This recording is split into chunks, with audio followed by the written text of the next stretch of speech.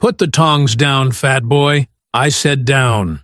The officer's voice sliced through the laughter, hard and sharp, as his hand slapped the barbecue fork from the man's grip, sending it skittering across the grass. Smoke from the grill mixed with the sour stench of authority as another cop snickered, kicking over a tray of ribs. "You people can't even have lunch without breaking a law, huh?" he sneered, brushing imaginary ash off his spotless uniform. The crowd froze, children clutching plates, a woman's scream breaking the silence. The big man stood still, eyes steady, jaw locked. They thought they were humiliating a nobody. They had no idea who they'd just cornered. Before we go any further, comment where in the world you are watching from, and make sure to subscribe, because tomorrow's story is one you don't want to miss. The afternoon sun beat down mercilessly on Jerome's backyard, turning the air into a thick soup of Georgia heat and barbecue smoke. His large frame moved with practiced ease around the grill, spatula flipping and turning as fat dripped and sizzled on the hot coals below. Despite his size, there was a grace to his movements, muscle memory from a lifetime ago refusing to fade completely. "Now, these right here," Jerome said, pressing the spatula against a rack of ribs. "These are gonna make you forget all about your mama's cooking." He grinned at the small crowd gathered around the picnic tables where Vanessa was laying out paper plates and plastic cups. "Don't let my mother hear you say that," Vanessa called out, arranging bowls of potato salad and coleslaw. "She'll drive down here just to prove you wrong." Her smile lit up her face as she watched their children playing. Tobias, tall for 16, was showing off his basketball moves to some younger kids, while 13-year-old Layla sat cross-legged in the grass, making clover chains with her friends. The scene was picture perfect, exactly what Jerome had dreamed of during those long nights overseas. "Mrs. Johnson from next door waved as she carried over a homemade peach cobbler. "You better save room for dessert," she announced, setting it down beside Vanessa's spread. "Yes, ma'am," Jerome chuckled, wiping sweat from his forehead with the back of his hand. "Though these days, saving room ain't exactly my strong suit." He patted his stomach good-naturedly. "Stop that," Vanessa scolded, walking over to kiss his cheek. "You're perfect, just the way you are." "Perfect might be stretching it," Jerome said, but his eyes crinkled with happiness. "Man, sometimes I miss being able to run 5 miles without breaking a sweat. Remember those days, baby?" "I remember you being gone for months at a time," Vanessa replied softly.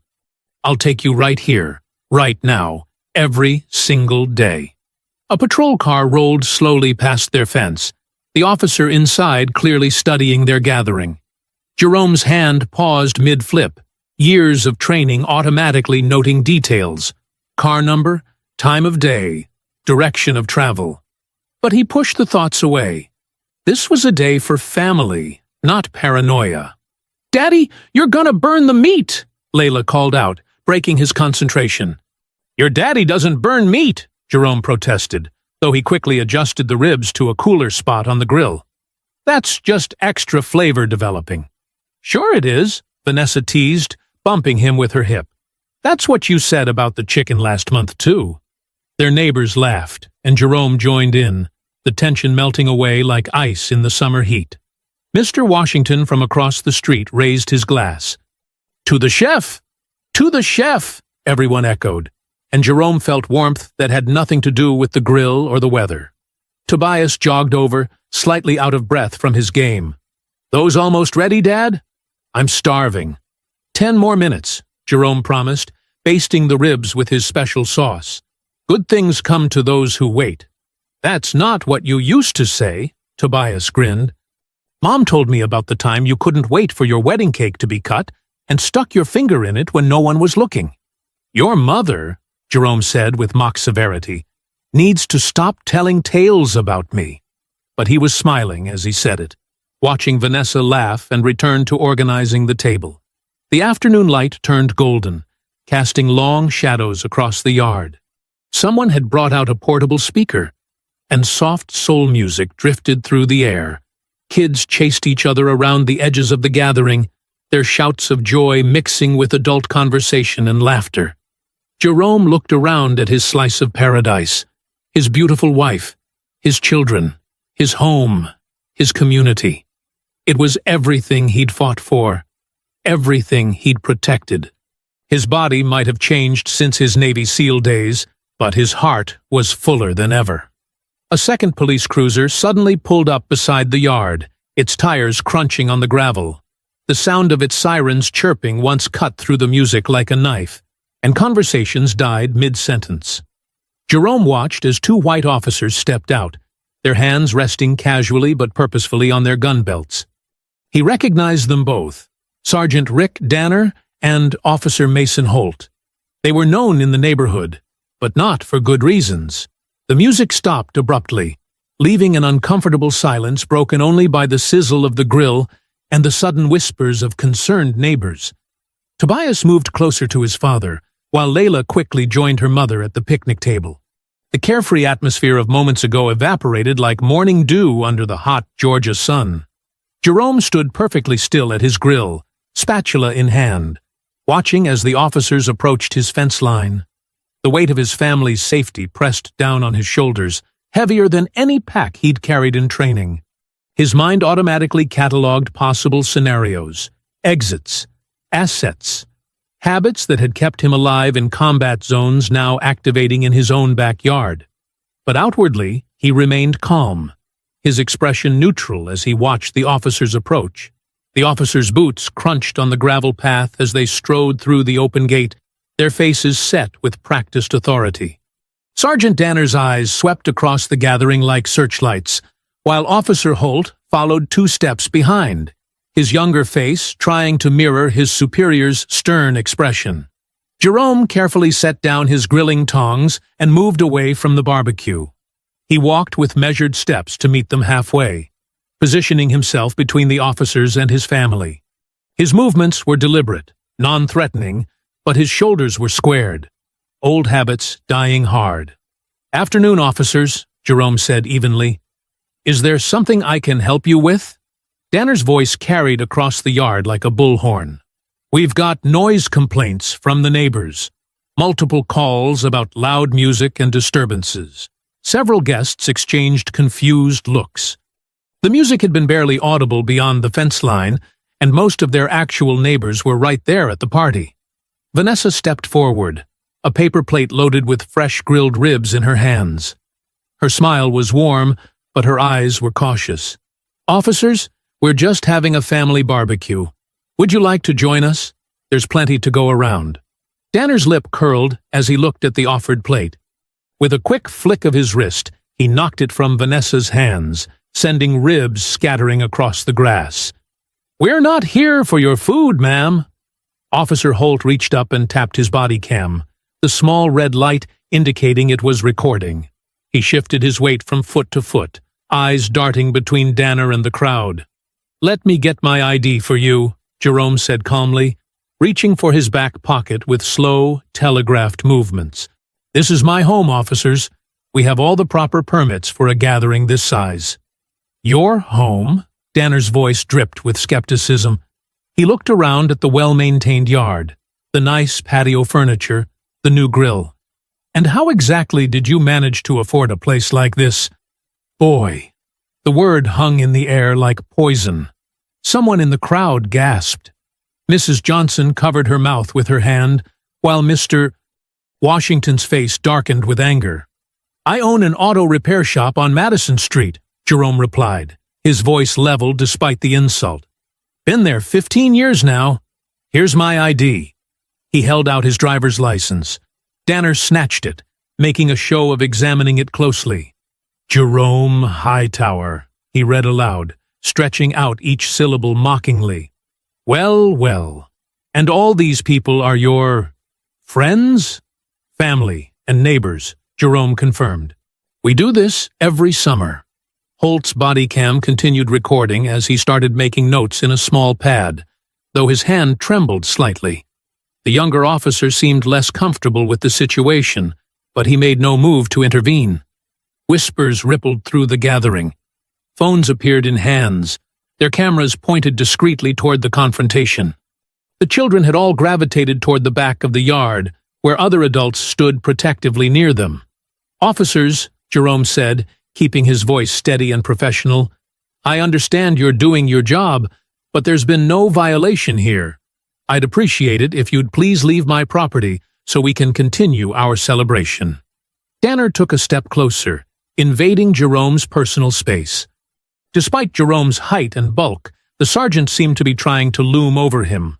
"Are you telling me how to do my job?" "No, sir," Jerome replied.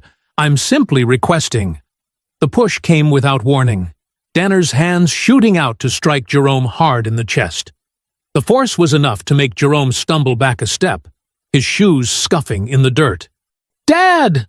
Tobias's voice rang out as he lurched forward, his teenage face contorted with rage. Jerome's arm shot out to the side, a clear signal for his son to stay back, even as he regained his balance. His jaw clenched tight enough to crack walnuts, but his voice remained controlled. "Son, stay where you are." The afternoon sun seemed to grow hotter as Jerome straightened to his full height, his shadow stretching across the ground between him and the officers.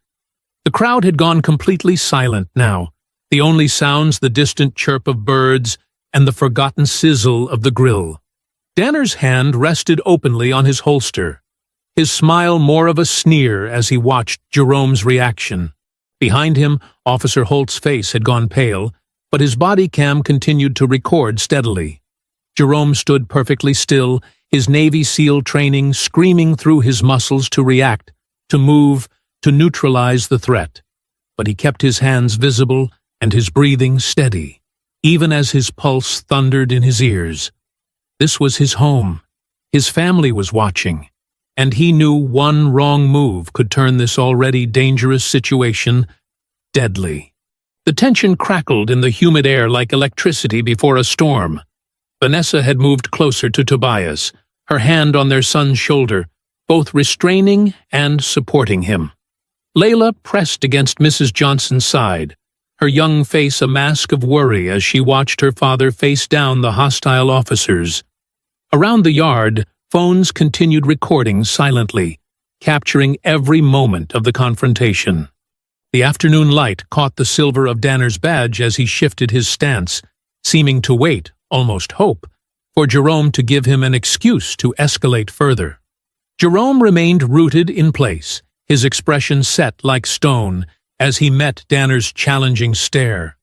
The years of military discipline warred with the instinct to protect his family, leaving him balanced on a knife's edge of control.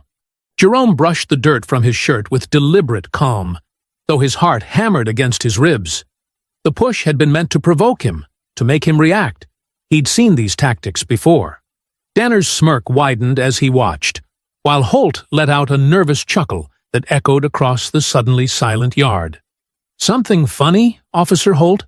Jerome asked quietly, his eyes never leaving Danner's face. "Shut your mouth," Danner snapped. "Nobody gave you permission to speak." Vanessa stepped forward, her hands trembling but her voice steady. "This is completely out of line, Sergeant. We know our rights. You can't just—" "Can't what?" Danner's head snapped toward her, his face reddening. "Can't do my job? Maybe you should teach your fat husband some manners instead of running that mouth of yours." The backhand came fast, a brutal crack that sent Vanessa stumbling sideways. The sound seemed to freeze time itself. Children screamed. Phones clattered to the ground. Someone shouted for help, but Jerome didn't hear any of it. The world narrowed to crystal clarity, time slowing to a crawl as training took over. His body moved with fluid precision, muscle memory from countless drills surging to the surface. He stepped forward, not charging, but gliding, while Holt was still reaching for his weapon. Jerome's hands found the pressure points on Holt's wrist with surgical accuracy. One twist, and the young officer's grip went slack. The gun clattered to the grass as Holt dropped to his knees, face contorted in shock and pain. "What the f—" Danner's curse cut off as he lunged forward, baton already swinging. But Jerome had anticipated the move. He shifted his weight, redirecting Danner's momentum. In one smooth motion, he trapped the sergeant's arm in a joint lock that brought the larger man to his toes. "That's enough," Jerome said, his voice eerily calm. "Don't make me break it." The crowd erupted. Some people screamed. Others shouted encouragement. Phones recorded everything from multiple angles as the two officers, who had arrived so full of authority, found themselves completely neutralized by the man they'd dismissed as just another target. "Dad!" Tobias called out, his voice cracking with a mix of fear and awe. "Stay back," Jerome ordered, never taking his eyes off Danner. The sergeant's face had gone from red to purple, veins standing out on his neck as he tried to struggle against the hold.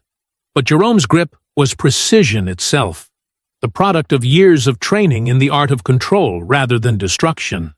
Holt remained on his knees, cradling his wrist and staring up with wide eyes at the scene unfolding before him.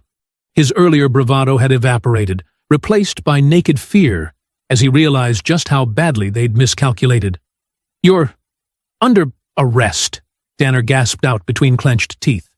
"No," Jerome replied softly. "I'm defending my family from assault. Every bit of this is on camera. Every word. Every action." He increased the pressure ever so slightly, causing Danner to rise higher on his toes. "How's that backup footage going to look, Sergeant? You assaulting a woman at a family barbecue?" Mrs. Johnson had helped Vanessa to her feet. A bright red mark bloomed across her cheek where Danner had struck her, but her eyes blazed with fury rather than fear now. "I want your badge numbers," she demanded. "Both of you. This ends today." The children had clustered together near the back fence, their young faces a mixture of terror and confusion as they watched the adults in their lives locked in this sudden violence. Layla buried her face in her older brother's shirt, while Tobias held her protectively, his jaw set in a mirror of his father's determination. The first distant wail of sirens cut through the chaos. Jerome's ears picked up at least 3 distinct patterns, multiple units, incoming fast. He knew what came next. They all did. "Last chance," he said to Danner, whose face had started to take on a worrying shade of blue. "Are we done here?" The sergeant could only manage a choked grunt in response. Jerome released the hold with the same controlled precision he'd applied it, stepping back with his hands raised as Danner collapsed to his knees, gasping for air. The sirens grew louder, accompanied now by the screech of tires on pavement. Jerome stood perfectly still, hands clearly visible above his head, as 3 police cruisers screeched to a halt outside his fence. The backup officers poured out with weapons drawn, shouting orders that overlapped into unintelligible noise. "On the ground!" one finally bellowed clearly. "Face down now!" Jerome complied, lowering himself to the earth with deliberate slowness. The grass was cool against his cheek, the smell of soil filling his nostrils as heavy boots thundered toward him. "Don't hurt him!" Vanessa's voice cut through the chaos. "He was defending me!" "They attacked us first!" The impact came anyway, a knee driving into Jerome's back as rough hands seized his wrists. The cuffs bit deep as they were ratcheted tight enough to bruise. Jerome didn't resist, didn't speak, just kept his face pressed to the ground as they hauled him upright. The sun beat down mercilessly as they dragged him toward the waiting cruiser. Through the commotion, he could hear Vanessa calling his name, her voice breaking with emotion. The peaceful afternoon had shattered into nightmare, leaving broken plates, scattered food, and shocked faces in its wake. Blue and red lights strobed across the manicured lawn, casting eerie shadows that danced across the faces of shocked onlookers. Jerome sat rigid in the back of the police cruiser, blood trickling from a cut above his eyebrow where they'd pressed him into the ground. Through the window he could see Vanessa clutching their children, her arms wrapped protectively around Tobias and Layla as they watched with tear-streaked faces. "This isn't right!"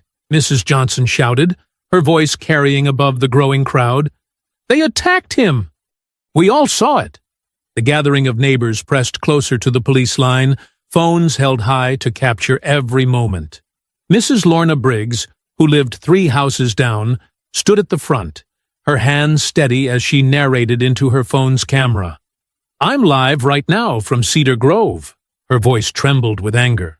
What you're seeing is the aftermath of police brutality against one of our most respected neighbors.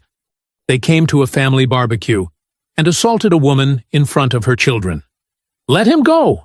Let him go! The chant started softly, then grew in volume as more voices joined in. Even some of the white neighbors who'd been hesitant to get involved found their voices, the injustice of what they'd witnessed overwhelming their usual caution. Officer Holt climbed into the driver's seat, still nursing his wrist. His face was flushed with embarrassment and barely contained rage. Sergeant Danner barked orders at the backup officers, pointing at the crowd while rubbing his throat where Jerome's hold had nearly choked him out. Jerome caught Vanessa's gaze through the window. Despite the cuffs cutting into his wrists, despite the blood and humiliation, his eyes held steady. In that look passed years of understanding, of trust built through hardship. She nodded almost imperceptibly, knowing what he was trying to tell her. Stay strong. Protect the kids. I'll handle this. The engine roared to life. As the cruiser pulled away from the curb, phones followed its path, recording until it disappeared around the corner. The crowd's angry shouts faded into the distance, leaving behind a scene of devastation. Overturned chairs, scattered food, a family's peaceful Sunday destroyed in minutes. Hours crawled by like years. Night fell, and Vanessa sat alone at the kitchen table, the house too quiet without Jerome's presence. Her cheek still stung where Danner had struck her. She scrolled through her phone, watching the incident spread across social media like wildfire. Mrs. Briggs's live stream had already hit 2 million views. Justice for Jerome trended nationally. The raw footage showed everything. Danner's aggression, the unprovoked assault on Vanessa, Jerome's controlled response. Comments poured in by the thousands. This is what police brutality looks like. He was protecting his wife. They attacked a family BBQ? This has to stop. But then came the shift. Local news channels picked up the story, but their headlines told a different tale. Ex-military man assaults officers during routine call. The police department's official statement scrolled across the screen. During a response to multiple noise complaints, officers were violently attacked by Jerome Hightower, a former military serviceman. Officer Mason Holt sustained injuries requiring medical attention. The suspect's military training makes him extremely dangerous. Vanessa's hands shook as she watched the narrative twist. They were painting Jerome as unstable, dangerous, erasing the truth that hundreds had witnessed. The department's social media accounts flooded timelines with carefully selected screenshots, showing only the moment Jerome had subdued the officers, cutting out everything that led to it. No, no, no, she whispered, tears streaming down her face. More headlines appeared. Dangerous ex-SEAL attacks, local police, military training turned against law enforcement, violent veteran, a community at risk. Her phone buzzed with messages from family, friends, church members, all asking if they were okay, all sharing the spreading news stories. Even some who'd been there seemed unsure now, their memories competing with the official narrative being pushed by authorities. "Mom?" Layla's voice came soft from the doorway. She stood in her pajamas, looking smaller than her 13 years. "Why are they lying about Dad?" Vanessa quickly wiped her eyes. "Because sometimes people in power would rather tell lies than admit they did something wrong, baby." "But we have videos. Everyone saw what really happened." "I know, sweetheart. I know." Vanessa pulled her daughter close, breathing in the familiar scent of her hair. "But they're trying to make your father look like a monster." Tobias finished from behind them. He'd been quiet since they'd taken Jerome away, anger simmering beneath his surface. "They're turning him into the monster." Vanessa opened her mouth to respond, but a sharp knock at the front door cut her off. Through the window, she could see camera lights and microphones, reporters already gathering on her lawn like vultures. Another knock, more insistent this time. "Mrs. Hightower, Channel 5 News. We'd like to get your statement about your husband's violent outburst today." Tobias started toward the door, fists clenched, but Vanessa caught his arm. "No," she said firmly. "We do this smart, not angry. That's what your father would want." The knocking continued, accompanied by more voices calling out questions. Vanessa held her children close in the darkened kitchen, her phone still buzzing with notifications as the false narrative spread. Outside, camera flashes lit up the night like lightning, demanding answers she wasn't ready to give. Dawn crept through the drawn curtains of the Hightower home, casting weak shadows across the living room floor, where Vanessa had spent a restless night on the couch. The constant flash of cameras and murmur of voices outside had made sleep impossible. Tobias and Layla had finally dozed off around 3 a.m, exhausted from crying and worry. A sharp knock startled Vanessa from her daze. She approached the front door cautiously, peeking through the peephole. The front lawn had transformed into a media circus overnight. At least 20 reporters crowded the porch, microphones and cameras at the ready. Taking a deep breath, Vanessa opened the door a crack. The response was immediate and overwhelming. "Mrs. Hightower, is your husband mentally stable? Did his military service make him violent? How long has he shown aggressive tendencies? What about the officers he injured?" Camera flashes exploded in her face. Microphones thrust forward like weapons. Vanessa slammed the door shut, her heart pounding. The knocking resumed immediately, more insistent than before. With trembling hands, she pulled out her phone and scrolled through her contacts. She stopped at David Reese's number. The civil rights attorney had helped their church with legal matters before, and Jerome always spoke highly of his integrity. More importantly, he understood what it meant to fight against a system designed to crush you. "David, it's Vanessa Hightower. We need your help." Reese's voice came back steady and professional. "I saw the news, Vanessa. I'll be there in 2 hours." True to his word, Attorney Reese arrived that afternoon, navigating through the media crowd with practiced ease. His tall frame filled the doorway as Vanessa ushered him inside. He carried a weathered leather briefcase and wore an expression of contained fury. "Show me everything," he said, settling at the kitchen table. Vanessa pulled up video after video on her laptop. Mrs. Briggs's live stream, neighbor footage, social media clips. With each viewing, Reese's face grew darker. He took detailed notes, occasionally muttering under his breath. "The department's covering their tracks," he said finally, closing his notebook. "They're trying to control the narrative before the truth can spread further." Classic playbook. Paint the victim as the aggressor, especially when the victim is a black man who can defend himself. "But we have all this footage," Layla protested from where she sat listening. "Everyone saw what really happened." Reese smiled sadly. "Sometimes the truth isn't enough, sweetheart. We need to prove they're lying, not just show what happened." Meanwhile, across town, Jerome sat alone in a holding cell. The concrete bench offered no comfort, but his military training had taught him how to endure discomfort. He'd been here nearly 24 hours, given only water and a stale sandwich. His requests to call his family had been denied. The cell door clanged open. Captain Brenda Ames walked in, her uniform pressed perfect, her face a mask of professional concern. Another officer followed with a chair for her. "Mr. Hightower," she said, sitting down, "I hope you've had time to reflect on your actions." Jerome met her gaze steadily. "I've reflected on a lot of things, Captain, like why your officers assaulted my wife at a family barbecue." Ames sighed, as if disappointed. "We've reviewed Officer Holt's body cam footage. Unfortunately, it's rather inconclusive. Technical issues, you understand. These things happen." Jerome's jaw tightened. "They'd deleted it." "Of course they had. But I'm here to help you," Ames continued, leaning forward. "You have an impressive military record. It would be a shame to see that tarnished. If you plead guilty to assaulting an officer, we can make this go away. Probation? Maybe some anger management classes? No prison time. You want me to confess to a crime I didn't commit?" I want to help you avoid making this situation worse." Ames's tone turned icy. "Think about your family, Mr. Hightower. Your children.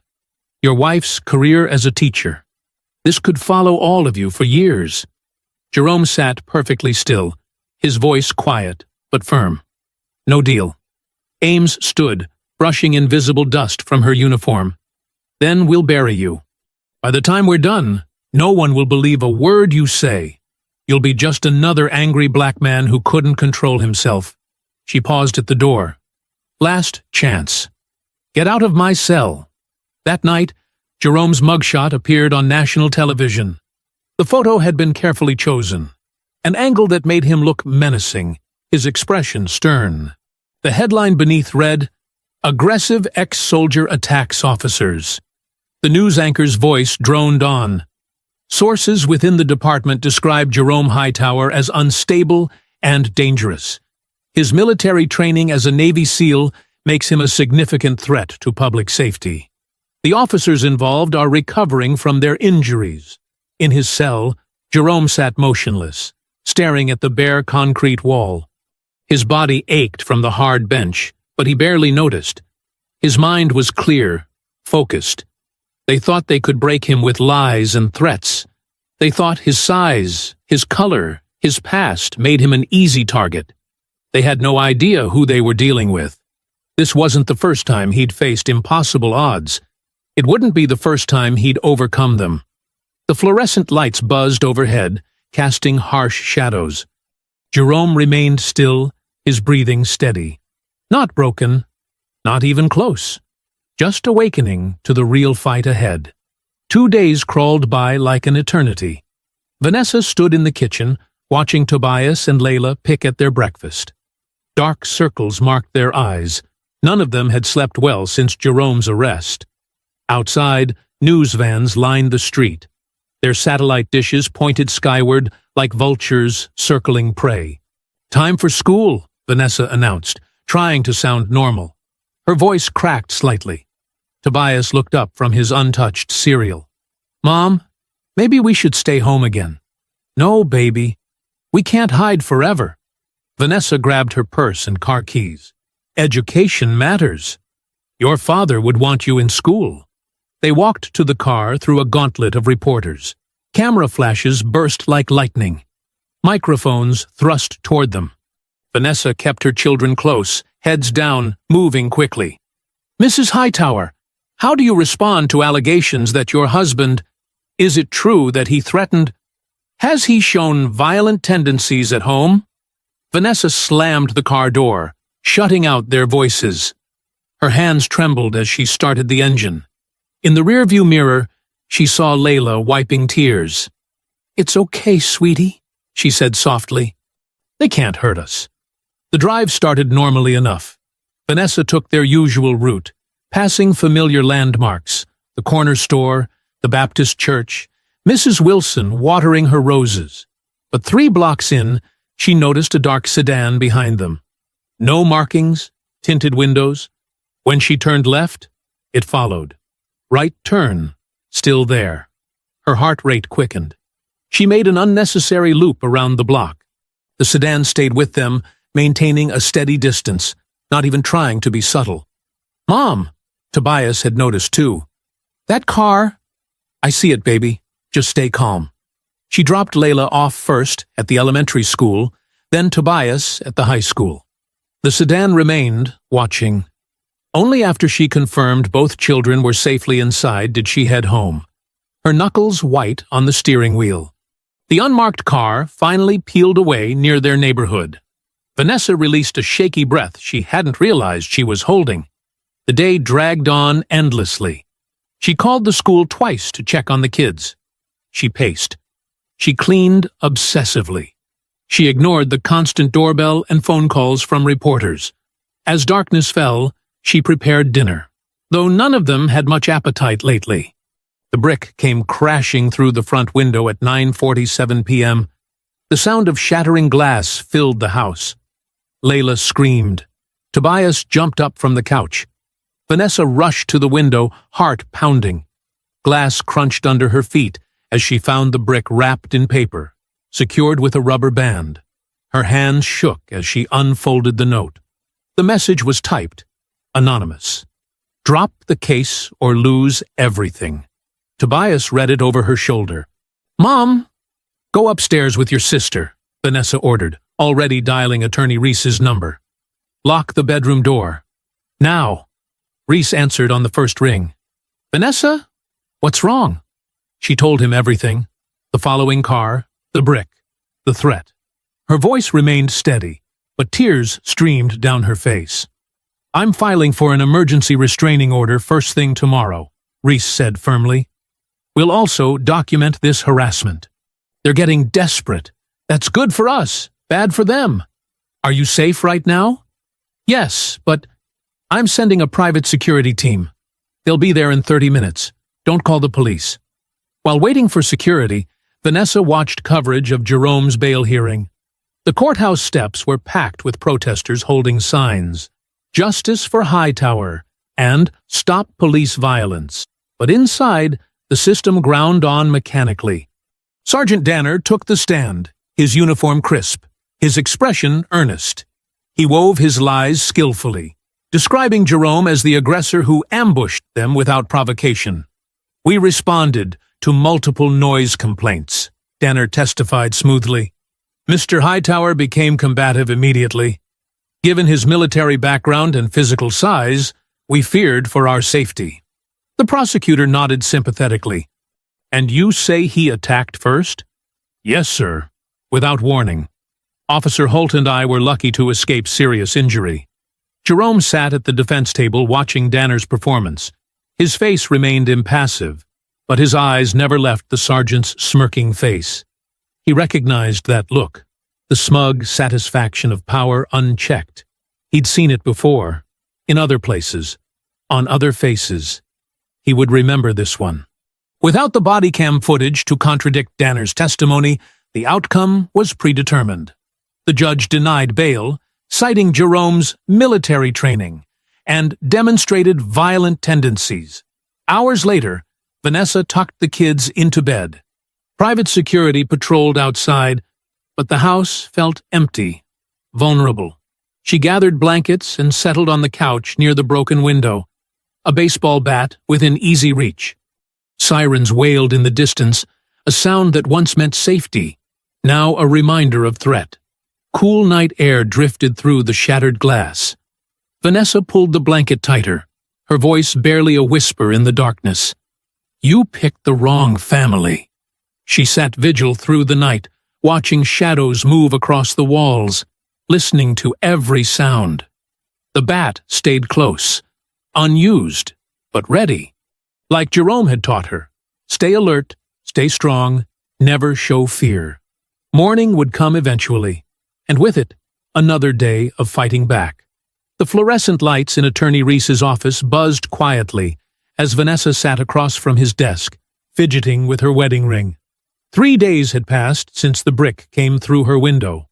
The private security team still patrolled her house, but sleep remained elusive. Reese burst through the door, his tie loose and his eyes bright with excitement. Sorry I'm late, he said, dropping his briefcase on the desk. But you need to hear this. What is it? Vanessa leaned forward, hope and fear mixing in her chest. I got a call an hour ago. Reese lowered his voice. From inside the department, a data technician named Eli Vargas says he has something we need to see. Vanessa's heart skipped. The body cam footage? Better. Dash cam video from both patrol cars shows the whole incident from 2 angles. Reese loosened his tie further. He wants to meet tonight. Could be a trap, Vanessa said, her voice tight with worry. I thought of that. But Vargas sounds terrified. Not like someone setting us up. Says he can't live with himself if he stays quiet. Reese checked his watch. He'll only meet after dark, empty parking lot behind the old Walmart. Vanessa rubbed her temples. David, I can't lose this case. The kids. Jerome. Trust me, Reese said softly. This could change everything. Hours later, Vanessa's car crept through the abandoned parking lot. Reese sat beside her, scanning the shadows. A single streetlight cast an orange glow over cracked pavement and scattered trash. The place had been dead since the store closed 2 years ago. "There!" Reese pointed to a beaten-up Honda Civic parked near the building's back wall. A slim figure stood beside it, constantly looking over his shoulder. Vanessa parked several spaces away. "Stay here," Reese told her. "Keep the engine running." She watched him approach the nervous man. Even from this distance, she could see Eli Vargas trembling. He wore khakis and a wrinkled dress shirt, looking nothing like the corrupt cops who'd arrested Jerome. Just a scared young man trying to do the right thing. The meeting lasted less than 2 minutes. A quick exchange of words, a USB drive passing from hand to hand, then Vargas practically ran back to his car. Before leaving, he rolled down his window and called out to Reese. "If they find out I gave you this, I'm done. My career may be worse." Reese hurried back to Vanessa's car as the Honda's taillights disappeared into the night. "Let's go. We need to see what's on this." The drive back to Reese's office felt endless. Vanessa's fingers drummed the steering wheel at every red light. Finally, they rushed inside, locking the door behind them. Reese's hands shook slightly as he plugged the USB drive into his laptop. "Here we go." The video was crystal clear, far better than the shaky cell phone footage that had gone viral. 2 angles showed the entire scene. Danner and Holt arriving, their aggressive approach, the confrontation. The audio picked up every word. "Turn that music down, boy!" Danner's voice crackled through the speakers. "Sir, this is my property." Jerome's calm reply. "We're not breaking any laws." Then came the moment that made Vanessa gasp. The video showed Danner clearly shoving Jerome first, followed by striking Vanessa. The footage captured Jerome's controlled response perfectly. No wild aggression, just precise defensive moves to neutralize the threat. "Oh my God," Vanessa whispered. "It's all there." Reese rewound and watched it again, taking notes. This destroys their whole narrative. Shows clear police brutality, abuse of power, racist language. His grin grew wider. "We've got them." "What about Vargas?" Vanessa asked. "Will he testify?" "Won't need to. The footage speaks for itself." Reese was already typing an email. "I'm sending copies to trusted colleagues right now. Too many backups for them to bury this one." Vanessa felt tears forming. For the first time since the arrest, real hope flowed through her. She imagined telling Jerome, seeing him walk free, holding him again. "We need to move fast," Reese said, burning additional copies.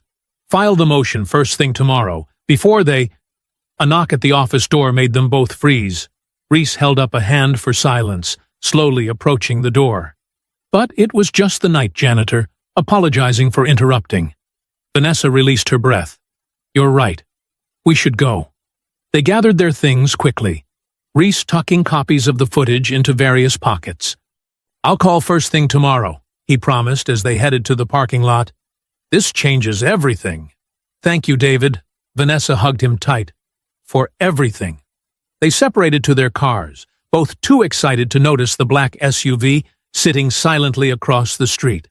Inside, Captain Ames lowered her binoculars, watching Reese and Vanessa drive away. Her face remained expressionless as she spoke into her phone.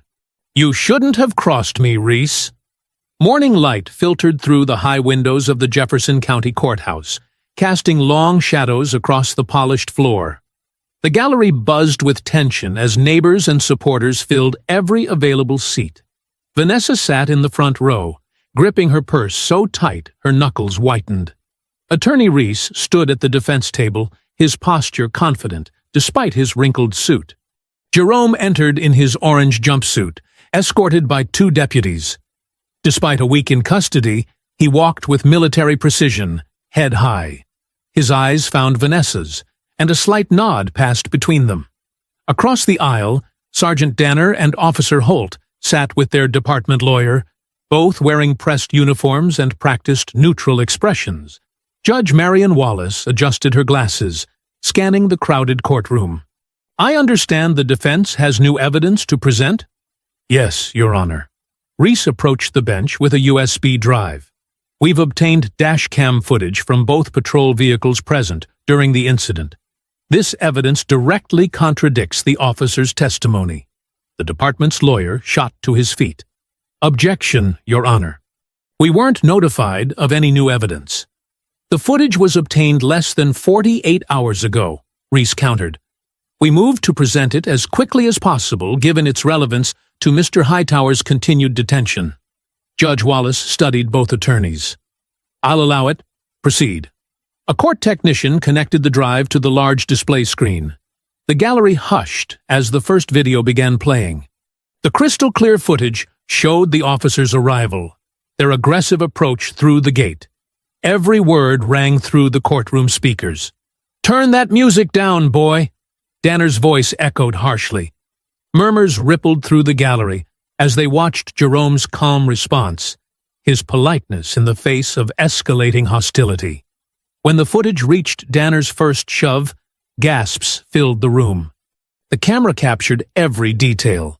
The unprovoked attack, Danner striking Vanessa, Jerome's controlled defensive moves. Danner's face reddened as his recorded voice spewed racial slurs. Officer Holt stared at his shoes. Their lawyer scribbled furiously on his legal pad. The second angle played, confirming everything. No editing, no ambiguity, just raw truth exposed in high definition. Judge Wallace's expression hardened with each passing moment. When the footage ended, silence gripped the courtroom. Reese stood. Your Honor, this evidence clearly shows my client acted in justified self-defense after being assaulted by Officer Danner. Furthermore, it proves the officers provided false testimony regarding the initiation of force. The judge removed her glasses, fixing Danner with an icy stare. I agree. Mr. Hightower, please rise. Jerome stood, straight-backed and dignified despite his prison garb. In light of this new evidence, I'm ordering your immediate release pending further investigation. She turned to the department's lawyer. And I'm referring this matter to the state police for investigation of perjury charges against Officers Danner and Holt. The gallery erupted in cheers. Deputies moved to uncuff Jerome as reporters rushed forward, cameras flashing. Vanessa vaulted past the barrier, throwing her arms around her husband. Tears streamed down her face as she buried it in his chest. I knew, she whispered. I knew the truth would come out. Jerome held her tight, his own eyes glistening. Reese clapped him on the shoulder, grinning broadly. Let's get you processed out of here. The next few hours passed in a blur of paperwork, changing back into civilian clothes and dodging reporters outside the courthouse. Supporters had gathered on the steps, chanting, Justice for JT. Some held signs reading, Black Lives Matter, and End Police Brutality. Jerome addressed them briefly, his voice steady. Thank you all for standing with my family. The truth is our shield. Justice is our right. More cheers erupted as he made his way to Vanessa's car. Through the crowd, he caught a glimpse of Danner and Holt being escorted to their department vehicle, heads down, no longer so proud in their uniforms. That evening, the Hightower home felt alive again. Tobias and Layla wouldn't leave their father's side, peppering him with questions about jail, hanging on his every word. Vanessa ordered pizzas, and they gathered in the living room, the TV muted as news channels played footage of Jerome's release. Daddy, are the bad police officers going to jail? Layla asked, curled against his side. Jerome stroked her hair. I don't know, baby. But they can't hurt us anymore. We should celebrate properly, Vanessa said, bringing in paper plates. Have another barbecue this weekend. Maybe something smaller this time, Jerome chuckled, reaching for a slice of pizza. For the first time in days, real laughter filled the room. They traded stories, made plans, remembered how to be a family again. Later, as the kids cleared plates, Jerome pulled Vanessa close on the couch. We're almost free, he whispered, kissing her forehead. Outside in the gathering dusk, crickets chirped their evening song. A black SUV sat silently across the street. its tinted windows reflecting the last rays of sunset. Inside the vehicle, orange light flickered briefly, the spark of a lighter igniting in the darkness. A distant car alarm pulled Vanessa from her sleep. Something felt wrong. The air tasted bitter, and her throat burned with each breath. She blinked in the darkness, trying to clear her foggy mind. Then she saw it, wisps of gray smoke seeping under their bedroom door like ghostly fingers reaching for her. The acrid smell hit her full force now. Fire. "Jerome!" She shook her husband awake. "Wake up! Fire!" Jerome snapped to consciousness instantly, military training kicking in. The smoke was thickening rapidly, and an orange glow flickered through the gap beneath the door. Heat radiated through the wood. "Get the kids!" Jerome commanded, already moving. He grabbed a shirt from the floor, pressing it over his face. Vanessa rushed to Layla's room while Jerome headed for Tobias. The smoke was worse in the hallway, making her eyes water. She could hear the hungry crackle of flames downstairs. "Mama?" Layla's frightened voice called out as Vanessa burst in. "Come on, baby. We have to go right now." She scooped up her daughter, wrapping her in a blanket. In the hallway, Jerome emerged with Tobias, who was coughing violently. The stairs were already becoming obscured by thick smoke. Somewhere below, glass shattered from the heat. "Back door through the kitchen!" Jerome shouted over the roar of the flames. He took point, keeping his family behind him as they descended the stairs crouching low. The heat was intense, sweat immediately soaking through their clothes. The living room was an inferno. Fire consumed the curtains, racing up the walls and across the ceiling. Family photos curled and blackened in their frames. The couch where they'd sat, celebrating just hours ago, was now engulfed in flames. They made it to the kitchen, staying low beneath the smoke. Jerome reached for the back door handle, but yanked his hand back. The metal was scorching hot. He grabbed a dish towel to turn it. "Go! Go! Go!" he urged, as Vanessa and the kids stumbled out into the cool night air. That's when he saw it, the propane tank by the grill. The flames were spreading toward it. "Run!" Jerome bellowed, shoving his family forward. They sprinted across the wet grass just as a deafening explosion rocked the neighborhood. The force knocked them off their feet. Heat washed over them in a massive wave as the tank detonated, sending burning debris into the sky. Neighbors poured from their homes, shouting and pointing. Sirens wailed in the distance.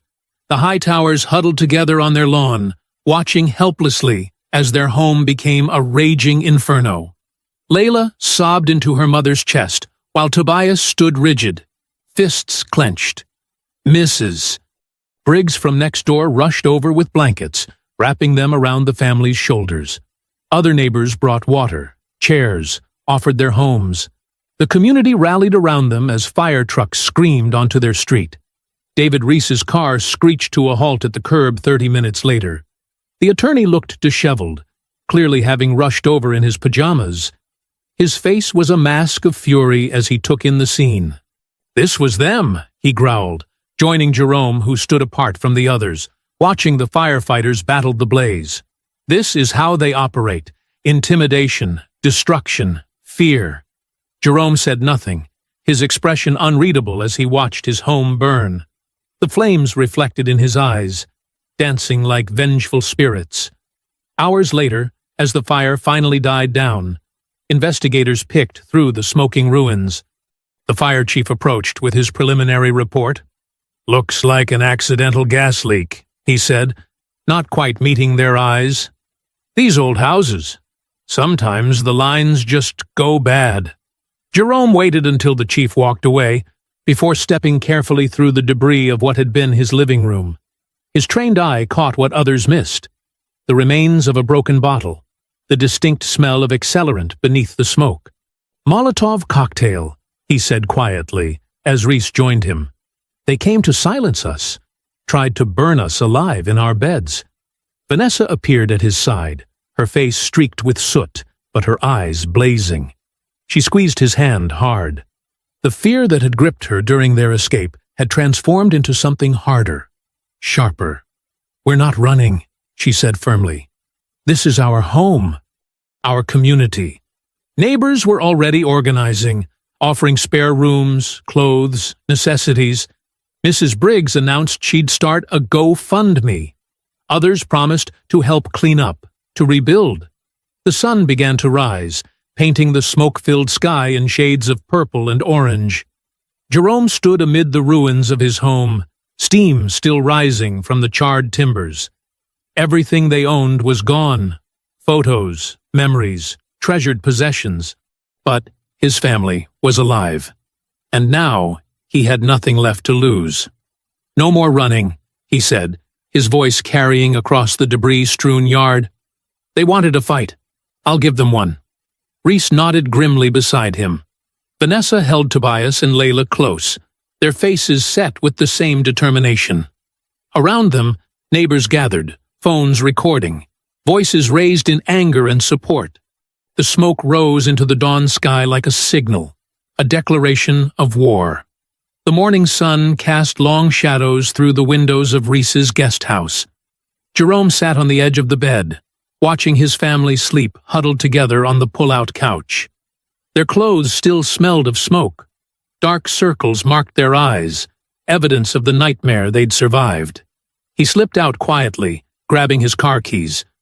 In the driveway, he popped the trunk and moved aside the spare tire, revealing a hidden compartment. Inside sat a heavy metal chest, untouched for years. The lock clicked open under his thumbprint. The lid creaked as he lifted it. Memories flooded back. The weight of responsibility, the brotherhood, the precise violence of his former life. His weathered Navy SEAL insignia lay on top, gold trident still gleaming. Beneath it, wrapped in oiled cloth, his combat knife waited. The encrypted communication gear remained exactly as he'd packed it away, next to a stack of deployment photos. "Dad?" Tobias's voice made him turn. His son stood in the driveway, bare feet on the cold concrete. "Come here, son." Jerome beckoned him over. "There's something you need to understand." Tobias approached cautiously, eyes fixed on the chest's contents. Jerome picked up a photo, showing a younger, leaner version of himself in desert camo, arm around a fellow SEAL named Marcus Boyd. "When I left the teams," Jerome said quietly, "I promised myself I'd never go back to that life.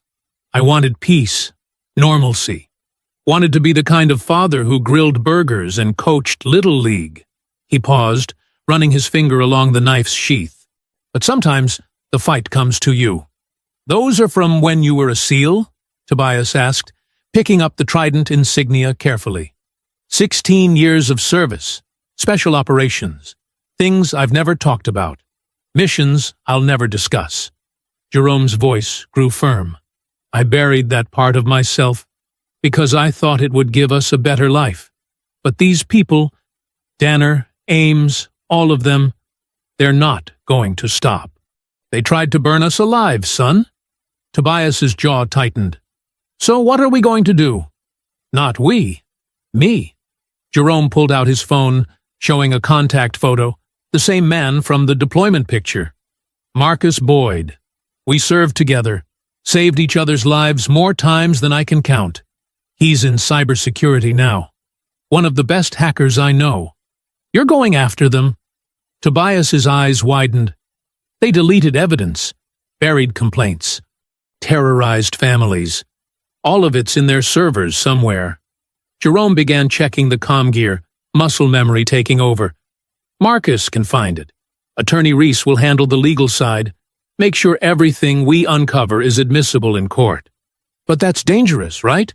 Breaking into police computers?" Jerome looked his son in the eyes.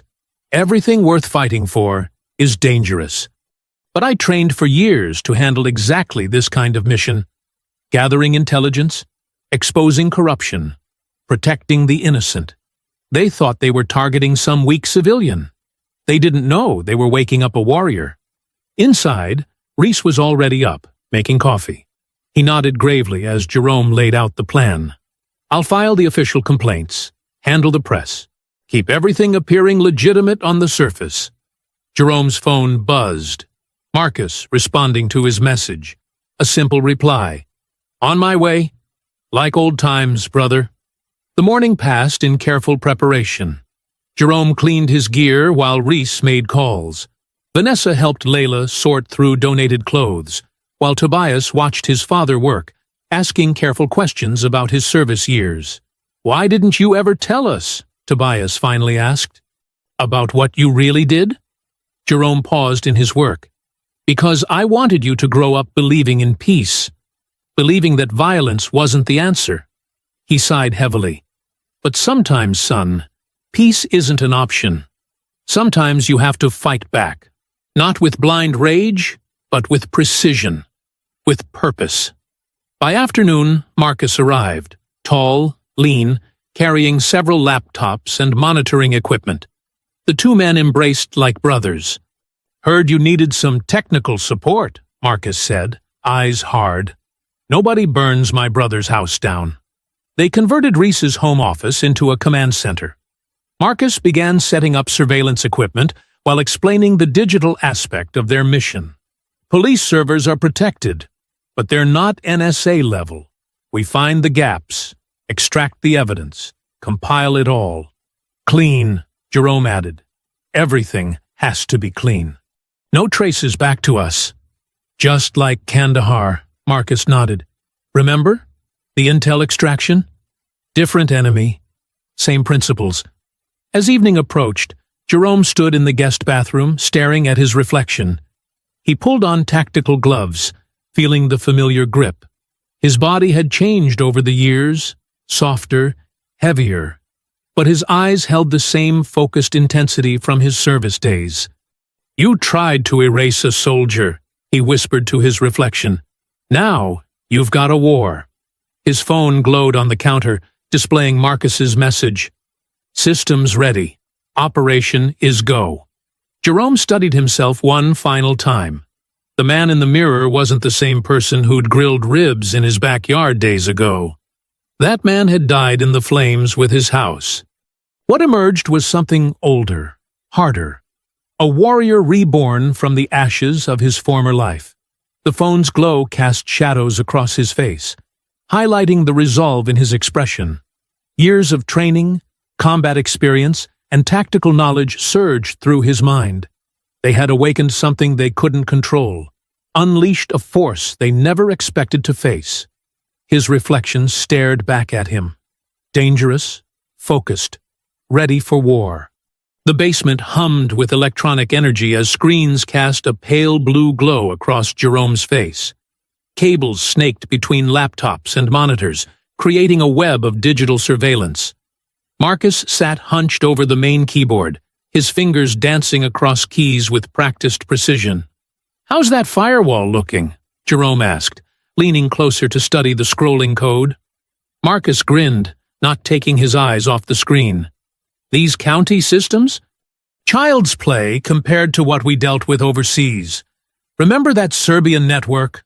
"Focus, brother," Jerome said, but smiled at the memory. "We need everything they tried to bury."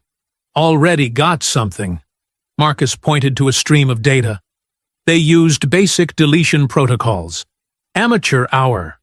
The files are still in the system architecture, just hidden beneath surface directories." Jerome pulled up a chair, watching as Marcus deployed the military-grade decryption key, a souvenir from their service days. The program carved through the police department's security like a hot knife through butter. "There," Marcus whispered as folders began populating the screen. Body cam archives, internal affairs, payment records. Jerome's jaw tightened as he clicked through the first video file. The footage showed Danner's camera perspective from the barbecue. Clear, damning evidence of the assault. They didn't even properly delete it. Just buried it deep enough that no one would look. "Typical bureaucrat mindset," Marcus muttered, copying files to an external drive. "They think hiding something is the same as destroying it." They worked methodically through the night, uncovering layer after layer of corruption. Complaint records stretched back years. Dozens of families targeted, evidence suppressed, witnesses intimidated. Payment logs showed suspicious transfers to officers involved in misconduct cases. "Look at this," Jerome said, opening an audio file. Captain Ames's voice filled the basement, crisp and cold. "Keep that neighborhood quiet, Danner. I don't care how you do it. These people need to learn their place. If anyone gives you trouble, handle it. The department will back you up." Marcus whistled low. "That's your smoking gun right there." "There's more." Jerome played another clip. A phone call between Ames and the police union representative, discussing how to lose the body cam footage from the barbecue incident. Footsteps creaked on the stairs. Attorney Reese appeared carrying fresh coffee. His eyes widened at the wall of evidence displayed across the screens. "My God," he breathed, setting down the mugs. "This is bigger than we thought. Systematic targeting, coordinated cover-ups. All of it documented," Jerome said, gesturing to the drives. "Every deleted file, every crooked deal, every abuse of power." Reese ran a hand through his hair, expression grave. "If you leak this, they'll come after you harder. This isn't just about Danner anymore. This implicates the entire command structure." Jerome turned to face him, voice steady. "Then let them." Marcus began setting up anonymous accounts, routing them through overseas servers. "We'll schedule staged releases," he explained. "Different platforms, different times. Once it starts, they won't be able to contain it." 48 hours, Jerome decided, checking his watch. Give them 2 days of peace before their world burns down. They worked until dawn, meticulously organizing the evidence into damning packages. Witness statements, financial records, internal messages showing explicit racism and targeted harassment. The truth, laid bare in ones and zeros. Vanessa brought down breakfast as they finished the final uploads. She touched Jerome's shoulder, concern in her eyes. "Are you sure about this?" He covered her hand with his. "They tried to destroy our family, tried to bury the truth.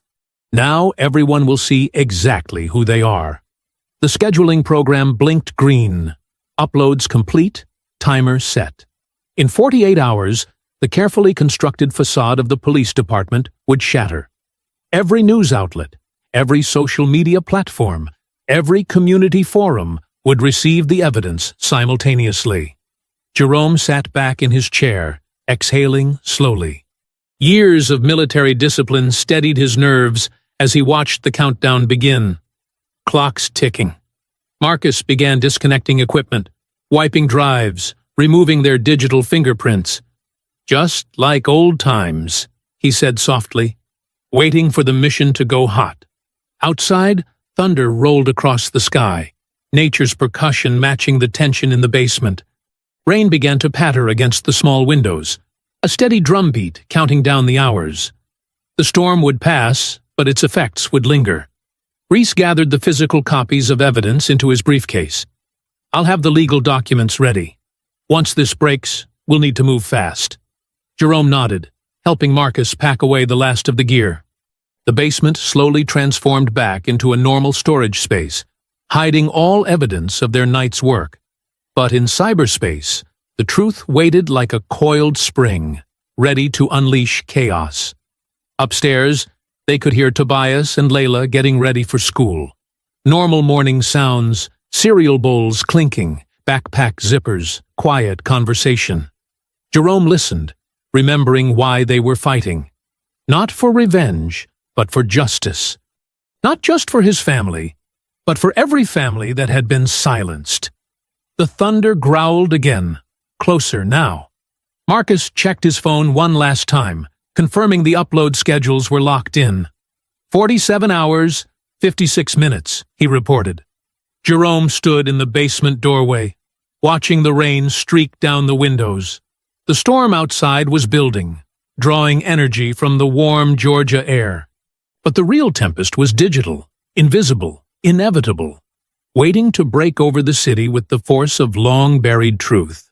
"Now we wait," he said quietly, as another rumble of thunder shook the house. The rain drummed against the windows of Reese's guest house, creating shifting shadows across the living room walls. Jerome sat in semi-darkness, cleaning his old combat knife while Vanessa helped the kids with homework at the kitchen table. Marcus monitored police frequencies on a laptop, headphones covering one ear.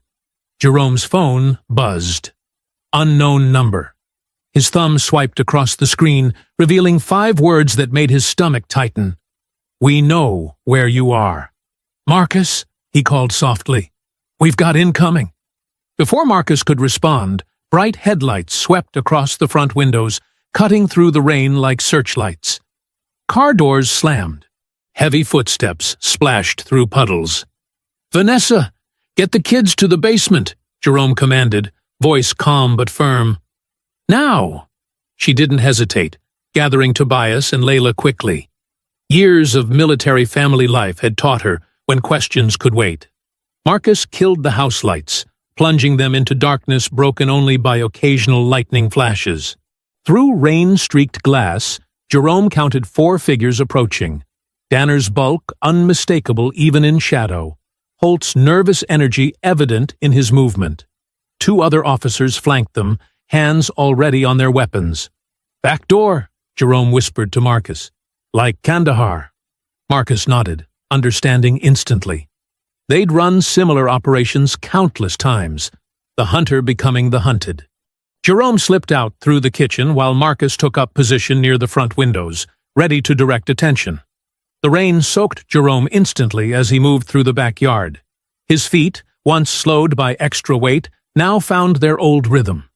Each step was calculated, silent, despite the mud. Lightning flashed, and he pressed against a tree, counting the seconds until thunder masked his movement. Holt had separated from the group, cocky and careless, checking the side of the house. Jerome waited until the thunder rolled, then closed the distance. His hand shot out in a precise knife-hand strike to Holt's throat. The officer's gun clattered into a puddle as he dropped, gasping silently. Inside, he heard Danner's voice. "Police! Open up!" The front door splintered under a boot. Marcus's voice carried back, "This is private property. I'm armed and authorized to defend myself." Jerome used the distraction to move again. The 2 unknown officers had spread out, trying to flank the house. Amateur tactics. He caught the first one from behind, using the rain to mask his approach. A quick armbar takedown left the man face down in the mud, zip-tied with his own cuffs. Lightning illuminated the yard again. The second officer spotted Jerome and raised his weapon. Jerome was already moving, closing the distance before the man could aim properly. He grabbed the gun barrel, twisting it away as they grappled. The officer had youth and training, but Jerome had experience and desperation. The fight ended with another zip tie and a controlled chokehold. Inside, furniture crashed. Marcus was keeping Danner occupied, but Jerome knew his friend wouldn't engage directly. That was part of the plan. Keep them focused forward while death came from behind. Jerome retrieved Holt's dropped weapon, checking the magazine out of habit. Through a window, he saw Vanessa and the kids huddled in the basement, safe but terrified. Layla's eyes met his for a moment. He pressed a finger to his lips, then disappeared back into the rain. Danner's voice boomed from inside. "Where is he? Where's that fat bastard hiding?" Thunder crashed again. Jerome slipped through the back door, water running off him in streams. Marcus had Danner's attention focused toward the front room. The sergeant's back was exposed, a rookie mistake born of arrogance. Jerome moved like a shadow, muscle memory from countless missions taking over. His first strike took Danner's knee from behind. The second knocked the gun from his hand. The sergeant spun, surprisingly fast, throwing a wild punch that Jerome slipped easily. They crashed through the coffee table, glass shattering. Danner was strong, but his technique was sloppy. All anger and no discipline. Jerome absorbed a punch to redirect the energy, then countered with precision strikes to nerve clusters. Each hit strategic, measured, designed to disable without killing.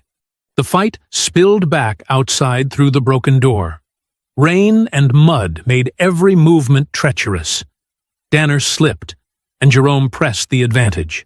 A sweep took the sergeant's legs completely. He landed hard, splashing in the muck. Jerome retrieved the fallen gun, pressing it against Danner's temple. The sergeant froze, finally understanding the depth of his mistake. Lightning flashed across Jerome's face, highlighting eyes that had seen far worse men than this. "This is for my family," Jerome growled, finger tightening on the trigger. Distant sirens pierced the storm's rhythm, but these were different. Not the familiar whoop of local police, but the distinct wail of federal vehicles. Red and blue lights began reflecting off the raindrops, approaching fast. Jerome held the gun steady, watching fear replace arrogance in Danner's eyes. Every muscle screamed for closure, for vengeance, but he was more than his rage, more than what they tried to make him become. The FBI vehicles skidded to a stop in front of the house, agents pouring out with weapons drawn. Jerome slowly lowered the gun, stepping back from Danner's mud-covered form.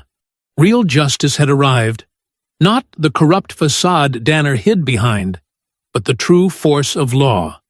Rain continued to pour, washing mud from both men. In the distance, thunder rolled once more, nature's final punctuation to the night's violence. The first hints of dawn crept over the horizon, painting the rain-soaked scene in pale gray light. FBI vehicles surrounded Reese's property, their emergency lights cutting through the lingering darkness in rhythmic pulses of red and blue. Agents in windbreakers marked FBI moved with practiced efficiency, securing the area and collecting evidence. Danner struggled against two agents as they pushed him toward a waiting vehicle, his once pristine uniform now caked with mud. "This is a setup," he shouted, his voice cracking with desperation. "You can't do this to me. I'm a police sergeant." A few yards away, Holt sat on the wet ground, handcuffed and defeated. His earlier bravado had evaporated, replaced by the terrified expression of someone watching their world collapse. "It was Ames," he blurted out, trying to save himself. "Captain Ames gave the orders. She told us which families to target." Jerome stood on the front porch with Vanessa and the kids, watching the scene unfold. An FBI agent in a suit approached them, tablet in hand. "Mr. Hightower," she said, "I'm Special Agent Sarah Torres. Your data leak hit every major news outlet about 3 hours ago. The evidence is overwhelming." She turned the tablet toward them, showing news headlines scrolling across the screen. "Police Department corruption exposed. Captain orders targeted harassment of minority families. Systemic abuse uncovered in Georgia PD." The audio recordings were particularly damning, Torres continued. "We have Captain Ames on tape ordering officers to make examples of specific families, authorizing illegal surveillance, and coordinating cover-ups of misconduct. The paper trail of bribes and deleted evidence goes back years." Reese emerged from his house, still wearing yesterday's rumpled suit, but grinning broadly. "The U.S. Attorney's Office just called," he announced. "All charges against you are being dropped, Jerome. They're formally apologizing for the wrongful arrest and offering immediate compensation." Vanessa wrapped her arms around Jerome's waist, pressing her face against his chest. "You did it," she whispered, voice thick with emotion. "You really did it." Jerome shook his head gently. "No," he corrected her softly. "We did it. All of us. You stayed strong, the kids stayed brave, and our community stood together." Tobias and Layla hugged their parents, forming a tight family circle as more police vehicles arrived. These carried internal affairs investigators, come to collect computers and files from the precinct. Marcus emerged from the basement carrying his laptop. "You guys need to see this," he said, turning on the local news. The screen showed live helicopter footage of the police headquarters, where Captain Ames was being led out in handcuffs. The usually composed captain had lost all pretense of control. She thrashed against the agents holding her, her carefully maintained image shattered. "This is a witch hunt!" she screamed, as reporters thrust microphones toward her. "These are good officers! We maintain order." "Some order," Reese scoffed. The FBI found over 200 complaints that were deliberately buried. Families harassed, evidence planted, witnesses intimidated. They're saying this could be one of the largest police corruption cases in state history. More agents approached with evidence bags containing the weapons taken from Danner and his team. "We'll need statements from all of you," Torres said. "The attempted assault tonight will be added to their charges. Witness intimidation, attempted breaking and entering, illegal use of police resources." The list went on as the sky continued to lighten. Neighbors had begun gathering at the edge of the property, held back by yellow crime scene tape. Many were families who had suffered similar harassment, now watching justice finally arrive. Mrs. Briggs, who had live-streamed the original barbecue incident, was already recording again. This time, her commentary was triumphant. "They thought they could break us. They thought they could silence us. But look who's in handcuffs now." The crowd cheered as another FBI van arrived. 2 agents emerged, escorting Officer Vargas, the young cop who had leaked the initial dash-cam footage. He nodded respectfully toward Jerome before being led inside to give his statement. "He came forward officially an hour ago," Torres explained. "Turned over everything he knew about the department's illegal operations. He's being granted immunity in exchange for his testimony." Jerome watched as more officers were brought in for questioning. Some looked defiant, others broken, but all wore the same expression of men and women whose untouchable status had suddenly vanished. Holt was helped to his feet and led toward a different vehicle. He stopped briefly, looking back at Jerome with a mix of fear and something like reluctant respect. "I never knew," he muttered. "Never knew what you really were." "That was the point," Jerome replied calmly. "You saw what you wanted to see. You never looked deeper." The morning sun finally broke through the clouds as Danner was guided toward the last FBI van. He twisted around, catching Jerome's eyes one final time. The hatred was gone from his face, replaced by something Jerome had seen before in others who had underestimated him. Pure, primal fear. The recognition that they had awakened something far more dangerous than they could handle. The van doors slammed shut, and Danner disappeared inside. Jerome felt Vanessa squeeze his hand as the vehicle pulled away, carrying with it the last pieces of their ordeal. A gentle breeze rustled through the trees surrounding the courthouse, carrying with it the murmur of hundreds of voices. The marble steps were a sea of people. Reporters with cameras and microphones, community members holding signs, and families who had come forward with their own stories of police harassment. Jerome adjusted his navy blue tie, the fabric crisp against his freshly pressed white shirt. The suit fit differently now. Months of stress and renewed training had stripped away some of his previous bulk, revealing more of the warrior's frame beneath. Beside him, Vanessa wore a simple yellow dress that caught the morning light, her head held high. Reese stood on his other side, briefcase in hand, looking both exhausted and triumphant. The jury had deliberated for less than 6 hours. Now, as the verdict echoed through speakers set up outside the courthouse, the crowd fell silent. "In the matter of Hightower versus the City of Georgia Police Department," the court clerk's voice rang out, "the jury finds in favor of the plaintiff. Damages are awarded in the amount of $12 million. The explosion of cheers drowned out the rest of the announcement. Signs waved, people hugged, and somewhere in the crowd, Mrs. Briggs's voice could be heard shouting, "That's what I'm talking about!" But there was more. The criminal verdicts followed. Former Captain Brenda Ames, guilty on multiple counts of conspiracy, evidence tampering, and civil rights violations. 8 years in federal prison.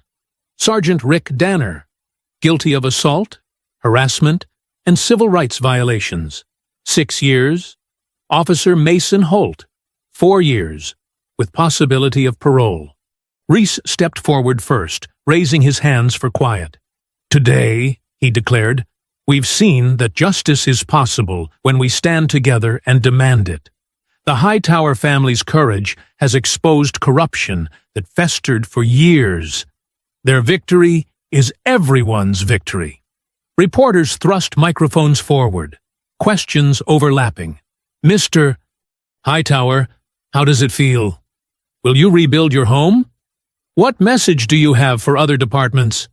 Jerome moved to the podium, his presence commanding immediate attention. The crowd hushed, phones raised to record his words. Vanessa squeezed his hand once before he began. For years, he said, his voice carrying clearly across the courthouse steps, I chose silence. After leaving the Navy, I wanted peace. I wanted to be just another neighbor, father, mechanic. Some mistook that silence for weakness. He paused, letting the words sink in. But silence was my teacher. It taught me to watch, to listen, to understand the right moment to act. Camera flashes punctuated his words as he continued. They came to my home, thinking they'd found an easy target. They saw what they wanted to see. A big man who'd gotten soft. But they never asked why I could afford that home. Never wondered what I did before opening my shop. Never thought about why I stayed so calm under pressure. A ripple of appreciation moved through the crowd. Several veterans in attendance nodded knowingly. This isn't just about me, Jerome continued. It's about every family who's faced harassment. Every person who's been told to stay quiet and accept injustice. Every community that's lived in fear of those sworn to protect them. His voice grew stronger. That ends today. We've shown that no badge puts you above the law. No uniform gives you the right to terrorize families, and no amount of power can silence the truth forever. Social media exploded as his words went viral. Hashtags trended. Hightower strong. Silence is strength. Talk justice served. Messages of support poured in from across the country.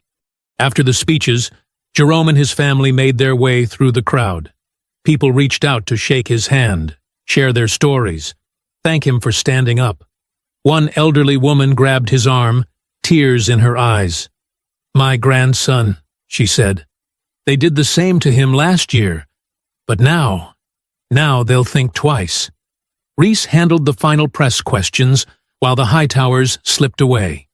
They drove across town, past their old neighborhood, until they reached the empty lot where their home had once stood. The charred ruins had been cleared away, leaving bare earth ready for new beginnings.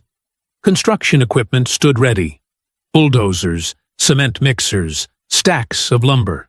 The contractor's sign displayed a rendering of their new home, larger and stronger than before. The insurance money and part of the settlement would build something lasting. Jerome stepped onto the dirt, Vanessa and the kids following. Tobias picked up a handful of soil, letting it sift through his fingers.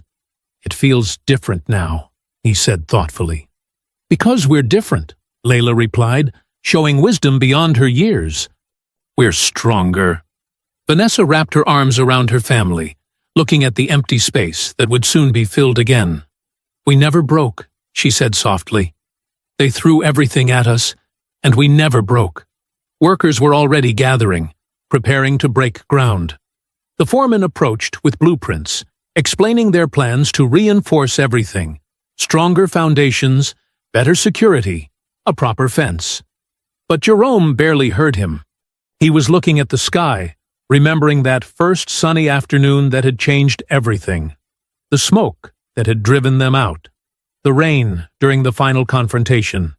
Now the sky was clear, the air fresh with possibility. His phone buzzed constantly with messages of support, news alerts about police reform bills being introduced, interview requests from national networks. But those could wait. Right now, this moment belonged to his family, standing on their land, unafraid, unbowed, ready to rebuild. 3 months had passed like a healing wound, leaving behind something stronger than before. The October air carried the sweet scent of smoking hickory as Jerome stood at his new grill, spatula in hand, watching flames dance beneath marinating ribs. The rebuilt Hightower home rose behind him, a testament to resilience, its fresh paint gleaming in the afternoon sun. The backyard was transformed but familiar. New grass had grown thick and green, erasing all traces of that July afternoon. A taller privacy fence now encircled the property, not to hide, but to define their space on their terms. String lights crisscrossed overhead, waiting for dusk to transform them into stars. Neighbors and supporters filled the yard, their chatter and laughter creating a warm symphony that Jerome had missed. Mrs. Briggs held court near the dessert table, regaling newcomers with her now famous live stream story. 12 million views, she declared proudly, waving a piece of peach cobbler. And every single one of them saw justice happen. Tobias hovered near the grill, studying his father's movements with exaggerated concentration. "Come on, Dad," he pleaded, reaching for the tongs. "I've been watching YouTube videos about grilling techniques. I'm ready." Jerome chuckled, shaking his head. "YouTube, huh? Is that supposed to impress me more than these 20 years of experience?" 20 years of burning perfectly good meat, you mean?" Vanessa teased, appearing with a fresh platter. Her eyes sparkled with mischief and joy as she surveyed their filled yard. Children played tag between clusters of talking adults. Paper plates loaded with potato salad and cornbread balanced on knees. The scene was so normal, so right, it made her throat tight with emotion. "I heard that," Jerome protested, but his smile was warm as sunshine. He pulled her close for a quick kiss, ignoring Tobias's theatrical groan. At the edge of the property, a small contingent of reporters maintained a respectful distance. Their cameras captured B-roll for various features. The SEAL who fought back was trending again after the department's official overhaul. New leadership, new policies, new training programs. Change, slow but steady, rippling outward from this very yard. Layla threaded through the crowd with a pitcher of lemonade, pouring refills and collecting hugs. She'd grown inches taller since July, but something else had grown too. A quiet confidence, a certainty about justice and standing up for what's right.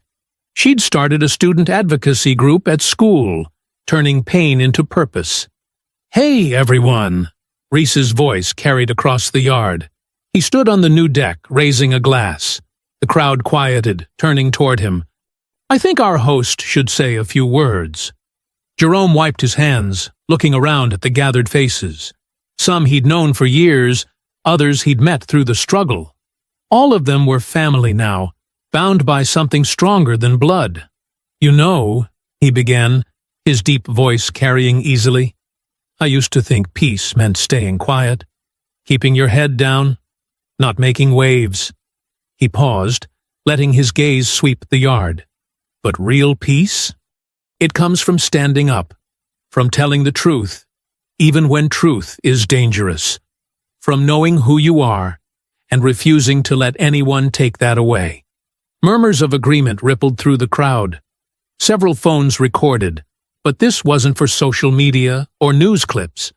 This was for them, for here, for now.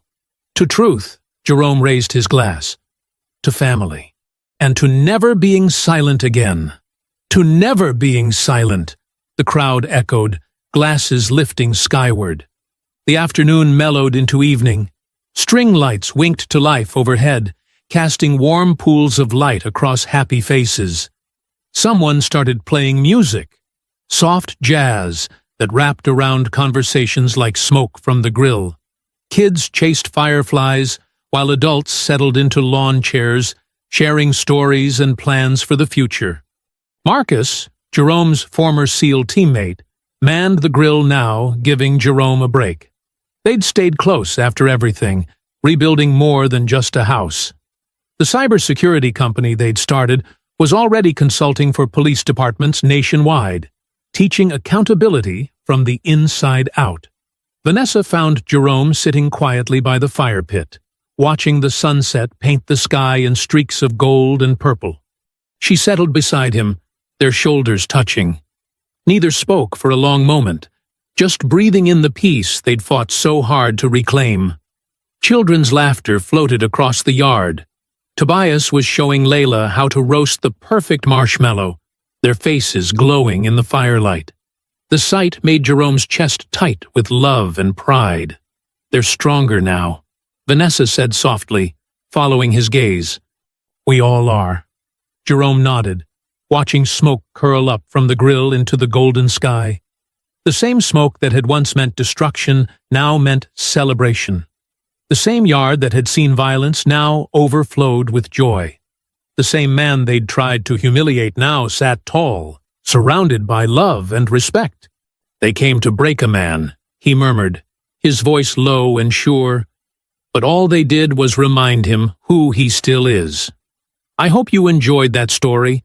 Please like the video and subscribe so that you do not miss out on the next one. In the meantime, I have handpicked 2 stories for you that I think you will enjoy. Have a great day.